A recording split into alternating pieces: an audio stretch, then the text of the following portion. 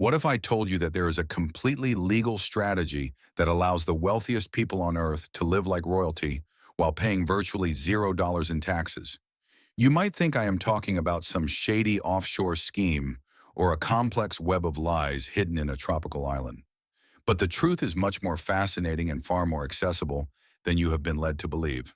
While you are working hard every day and watching a large portion of your paycheck disappear into the hands of the government, the elite are playing a different game entirely. They are playing three-dimensional chess while the rest of the world is stuck playing checkers. This strategy has been hiding in plain sight for over a century.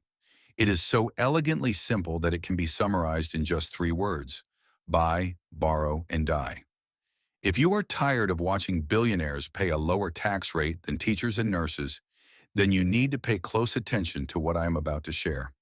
My name is your guide through the hidden world of elite finance, and today we are going to decode the blueprint of generational wealth. Before we dive into the mechanics, make sure you are subscribed so you never miss a chance to take back control of your financial destiny. The story of the buy, borrow, die strategy begins with a fundamental choice that separates the rich from everyone else. Most people are taught to work for a salary. You trade your time for a paycheck, and the moment that money hits your account, the Internal Revenue Service takes its cut. By the time you pay for your mortgage, your groceries, and your health care, there is often very little left to build a future. But the wealthy understand a secret that the schools do not teach. They do not work for income, they work for assets. This brings us to the first phase of the strategy, the buy phase. The wealthy focus all of their energy on purchasing assets that increase in value over time without producing a regular taxable income. Think about growth stocks, high-value real estate, rare art collections, or private company shares.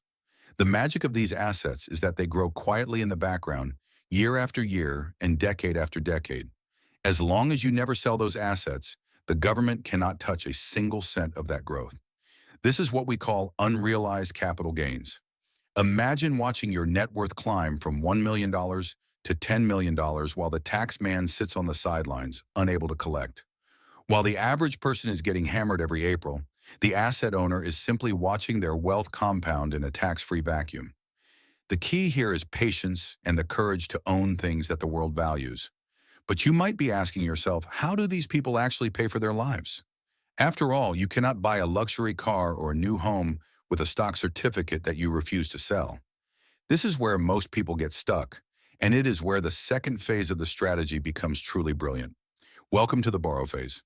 This is the part of the system where the magic really happens and where the rules of the game change forever. Once a wealthy individual has built a substantial portfolio of assets, they do not sell them to get cash. Instead, they walk into a private bank and use those assets as collateral to secure a loan.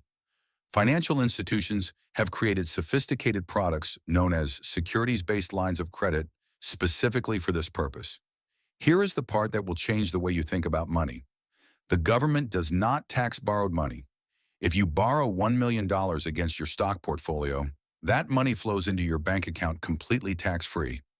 The Internal Revenue Service treats that loan as a liability, not as income. The terms on these loans are incredibly favorable for the wealthy. Because the bank is holding high-quality assets as collateral, the risk is extremely low. This means a billionaire can often borrow money at interest rates as low as 3 or 4%. Now consider the math of this arrangement. If their stock portfolio is growing at an average rate of 10% per year, and they are only paying 4% interest on their loan, they are still making a profit. They are essentially getting paid to spend their own money. This creates a perpetual cycle of wealth. As the assets continue to appreciate, the borrowing capacity of the individual increases. They can take out larger loans to fund a lavish lifestyle, buy more property, or invest in new businesses. They are living a dream life using debt as a tool, all while their actual wealth remains untouched and growing in the background. This is how a chief executive officer can officially earn a salary of $1 a year and still live in a $50 million mansion. They are not dodging the law. They are using the law exactly as it was designed. But eventually, everyone has to face the reality of the end. You might wonder what happens when the loans come due, or what happens to all that accumulated debt. This brings us to the final and most powerful phase, the die phase. This is not just a morbid conclusion, It is the ultimate victory in the game of wealth preservation. When an individual who has followed this strategy passes away, their heirs inherit the assets through a provision called the stepped-up basis. Under current federal tax law in the United States, when you inherit an asset, its value is reset to the current market price on the day the original owner died. This means that all those decades of capital gains, the millions or even billions of dollars in growth, simply vanish for tax purposes. The heirs receive the assets as if they had paid the full market price for them on that very day. They can then sell a portion of those assets to pay off the outstanding loans that were used to fund the previous generation's lifestyle. Because the basis was stepped up, there is no capital gains tax owed on that sale. The debt is cleared, the tax bill is zero, and the remaining fortune is passed down to the next generation, stronger than ever. The family wealth does not just survive the transition, it thrives. This is how dynasties are built, and how the gap between the ultra-wealthy and everyone else continues to widen. It is a system that rewards those who own the world and penalizes those who merely work in it. The scale of this strategy is truly staggering. Securities-based lending has become a massive industry, with major banks competing aggressively for high-net-worth clients. They offer increasingly better terms the richer you become.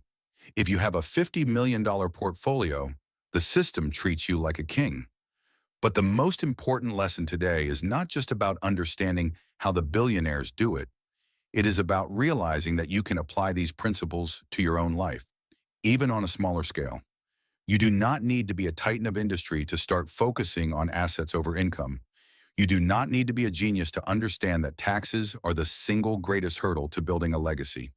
The first step is a shift in mindset. Stop thinking about how much you can earn and start thinking about what you can own. Focus on assets that compound, that grow, and that provide you with the flexibility to use debt wisely. Understand that the rules of the game were written for those who take a long-term view. While the world is distracted by temporary trends and quick paychecks, you must remain focused on the horizon. Protecting your legacy means understanding the mechanisms of the system so you can navigate them with confidence. You have worked too hard for your success to let it be slowly drained away by outdated financial habits. It is time to stop playing checkers and start mastering the game of wealth. If this information has opened your eyes to how the financial world really operates, I want to hear from you.